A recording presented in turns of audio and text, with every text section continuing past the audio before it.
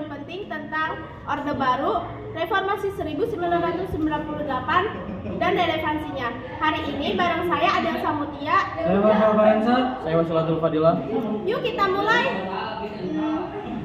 Wasilatul Fadilah, secara ekonomi Orde Baru itu seperti apa sih?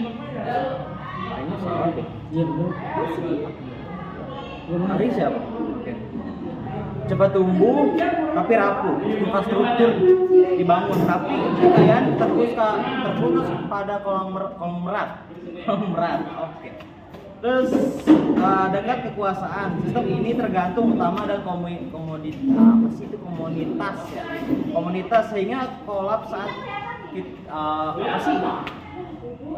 saat krisis Asia 1997. Kalau Marcel Farensa dari sisi politik itu seperti apa? Mungkin dari stabilitasnya dijaga dengan asumsi kebebasan di kapal, sehingga ketidakpuasan menumpuk jadi bom. Lalu, bagaimana krisis 1998 memicu reformasi?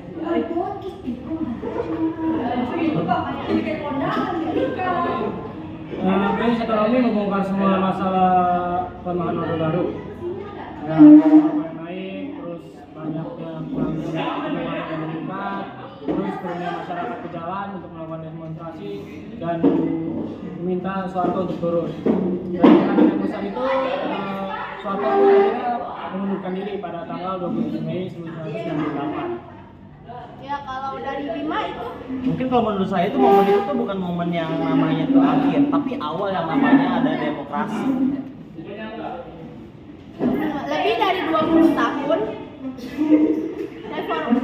20 tahun reformasi. Kondisi apa saat ini? Kondisi apa sih?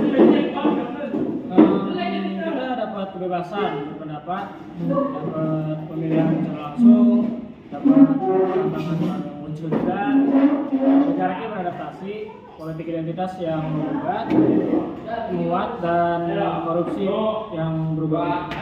Kalau menurut saya sih kayak ekonomi itu tumbuh stabil, tapi masih terjebak di level yang sama.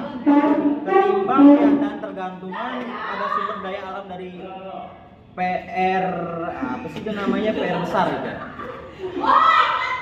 Jadi pelajaran apa yang kita ambil dari sejarah ini untuk menghadapi tantangan hari ini? Jangan mengulang kesalahan yang sama, jangan mengulang kesalahan Orde Baru, jangan mengulang yang namanya itu kerusuhan gitu ya.